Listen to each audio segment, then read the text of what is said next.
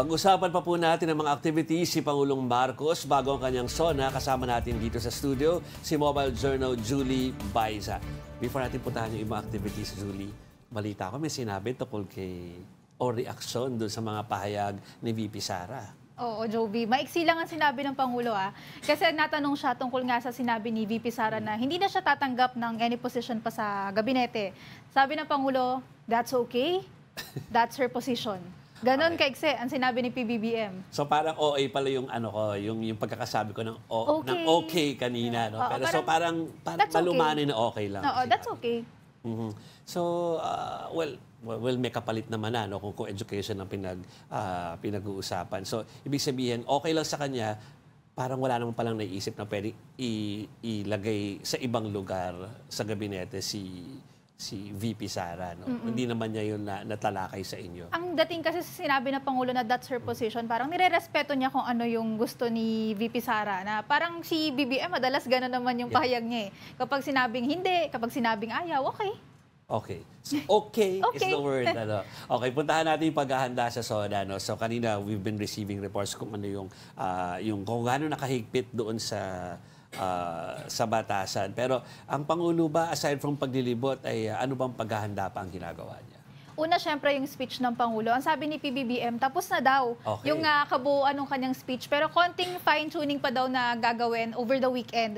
Kasi, again, inulit ng Pangulo yung sinabi niya na gusto niyang maging maiksi lang yung speech niya na sana daw ma-prioritize kung ano yung mga pinakamalalaking issue na gusto niyang matalakay. So, asahan natin na around 30 minutes siguro. Ganun lang yung magiging speech. Ayaw daw niya nang lumampas ng isang oras yun eh. So, parang mga 30 to 40 minutes nga siguro. Yes, ayaw ng Pangulo na medyo dragging nga daw kasi kung hahaba. And again, ire-rehearse yan ng Pangulo. Pero ano ba, Jovi, yung mga gustong marinig ng mga mambabatas, specifically, ang sabi nila gusto nila marinig, ano ba yung posisyon tsaka direktiba ni PBBM pagdating sa issue ng Pogo?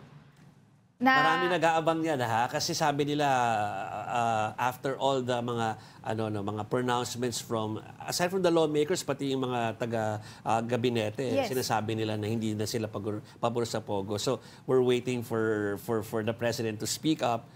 Meron kayang malaking si BBM na lang ang hindi nagsasalita sa Pogo no? Nagsalita na si Secretary Recto, si Secretary Balisacan last year pa paulit-ulit na nga yung sinasabi niya na pabor siya sa pagbaban ng Pogo. At maski mga lawmakers nga po. No? So we'll wait for, I think if ever highlight yan nung magiging speech niya sa Lunes. So kanina, before our program, ay meron tayong nasagap na balita na merong parang prayer rally na gagawin yung the other opposition. At may possibility rin na parang magkaroon ng vigil near Malacanang. Babalik na ba ang Pangulo sa Malacanang after his trip sa Norte? At ano pa bang activities sa this weekend before mag-SONA? Kasi baka mamaya, well, I'm sure naman nababantayan ng Malacanang. Oo. Una, after nitong Ilocos Norte ng Pangulo, may Lingayen, Pangasinan pa siya na mahagi rin ng tulong doon sa mga magsasaka at mangingisda doon. May schedule ang Pangulo pagbalik dito sa Manila. Birthday actually ni DILG Secretary Abalos. So nakatakda siyang daluhan din ng Pangulo ngayong araw pagbalik dito sa Manila.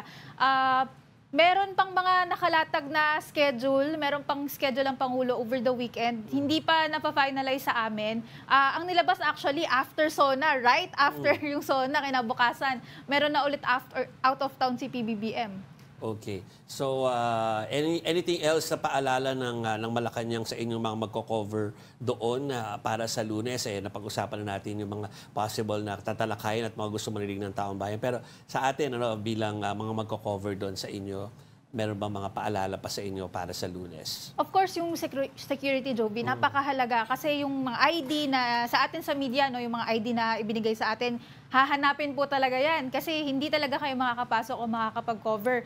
Yung tumaan lang siguro sa tamang proseso pagdating sa seguridad, yung mga kailangan, yung mga checking ng mga gamit, yun lang naman yung mga paalala sa amin. Wala din naman masyadong changes. Ang oras, usual, 4 p.m. Yes, 4 p.m. Yun pa rin naman yung same time. Siguro asahan lang natin na before that, may mga ambush interview sa mga lawmakers, sa mga ibang guests. Iyon naman yung paulit-ulit na nangyayari din yearly. So, tingnan din natin ano yung sasagutin pa ng ibang mga opisyal ng gobyerno na mga usapin.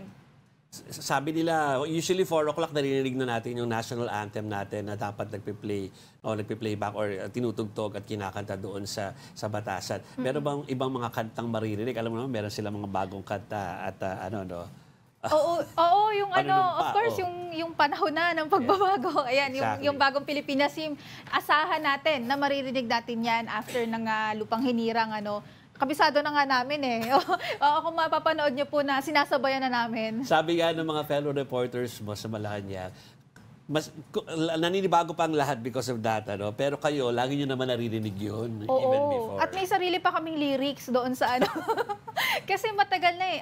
Actually, nung nag-start pa lang si BBM, maagang inintroduce yung kanta na yan. Yeah. Oo, kumbaga kung si President Duterte dati, meron siya nung sarili niyang ganyan. Meron din si PBBM niya, nagbabago pa nga yung instrument eh.